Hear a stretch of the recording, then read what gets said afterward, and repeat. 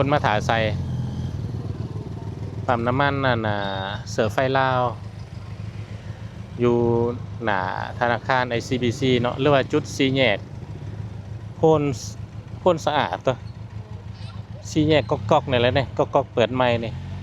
แต่กำลังจะเปิดเนาะบ่ทันได้เปิดนี่แต่รถจะมาน้ำมันหากระลงโอ้ยังรอถาใส่มานี่ก็จะเอาใส่แน่ละติเด้คนก็คือกับบ้านล่าหากระเติดฮักก็เปิดของเฮาใส่ก็สินาลิตรนึงนั่นแหละบ่รอที่เฮาเดี๋ยวเป็นข้อมูลให้ผู้ใดอยากมาใส่เนาะเขาเจ้าฮักก็มาลงน้ำมันนี่เออส่วนหลักเขาเจ้าจะเปิดตอนแรงเพราะว่ารถน้ำมันมาตอนแรงเด้ถ้าว่าตอนเช้าบ่มีก็คือแต่ว่าเขาจะปิดปั๊มตอนเช้าก็คือน้ำมันของเมื่อวานนี่มันเบิดแล้วเนาะคนมาใส่หลายได้นี่รถจักรมันรอถ่าใส่เพิ่นก็หลายนี่ เท่าไรมากเออเขาหลายโพดบ่เข้าแถวก็ย่านแล้ว ใครก็อยากใส่มวยรถไฟฟ้าก็มารอถ่าใส่น้ำเขาวะ